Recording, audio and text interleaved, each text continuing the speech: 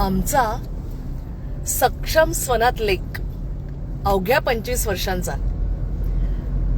3 वर्षाचे असताना वडील गेले.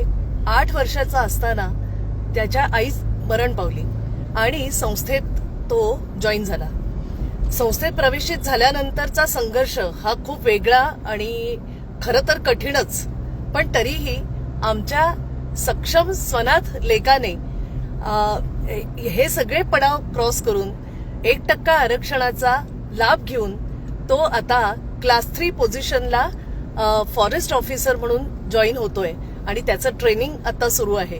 आणि त्याला याच कालावधीत खरं तर 25 वर्षाच्या वयात असताना पण त्याच्या स्वतःच्या कर्तृत्वामुळे, त्याच्या स्वतःच्या मेहनतीच्या बळावर आणि निर्व्यसनी असं सगळं त्याचं कॅलिबर असलेला हा आमचा स्वनाथ लेक, त्याच्यासाठी मागणी आली. आणि कालच मी ज्यांनी त्याला मागणी घातली त्यांच्या घरी जाऊन आले. खरं कमाल आहे आमच्या लेकाची आणि त्यांना मागणी घालणाऱ्या त्या स्थळाची. ती मुलगी ही खूप सुशिक्षित आणि घर सगळं खूप चांगलं हायली क्वालिफाईड असलेलं घर. आणि यामध्ये खास गोष्ट सांगायची झाली तर मुलीच्या वडिलांनी सांगितलं की हा मुलगा हा कमालीचा आहे.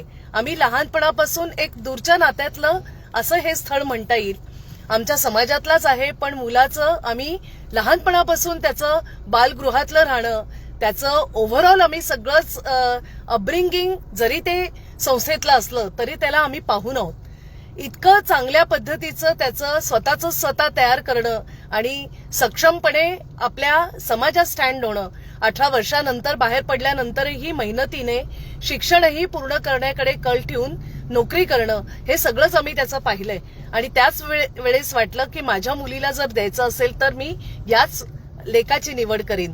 आणि त्यांनी हा विचार केला.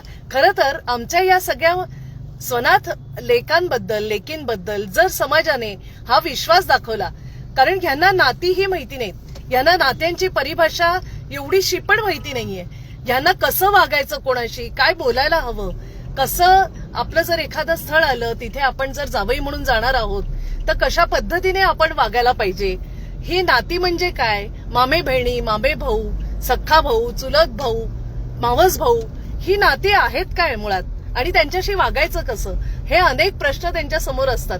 पण हे इतक्या कमालीचं या सगळ्या गोष्टी समजून घेतात आणि पुढे मार्गक्रमण करतात, कारण लहान वयातच त्यांना ह्याची सवय झालेली आहे. त्यामुळे हे सगळे विषय कमालीचे आहेत. आणि हे समजून आपण सगळ्या समाजाने जर घेतले, त्यांचा कॉन्फिडन्स जर बुस्टअप केला ना, तर ह्यांना अनाथत्व हे ह्यांच्या आयुष्यात कधीच राहणार नाही. ते सगळे सक्षम आणि स्वनाथच बनतील. आणि खरं तर स्वनाथ फाउंडेशनचा हाच विचार आहे की जर मुलं ही सगळी जर अनाथ मुलं ही जर मोठ्या प्रमाणावर संस्थांमध्ये राहत असतील तर त्यांना टेम्पररी पॅरेंटिंगचा आधार देऊन का नाही कुटुंबात जाऊ द्यायचं, का त्यांना एक रिजिड वातावरणात संस्थांमध्येच ठेवायचं. कारण कायद्याने हे म्हटलेलंच आहे ना की कोणत्याही मुलासाठी फॅमिली बेस्ड सर्व्हिसचा वापर हा झाला गेला पाहिजे, लाभ मिळालाच पाहिजे या सगळ्या मुलांना. कारण हर बच्चे को परिवार असा कायदा खरं तर सांगतोय.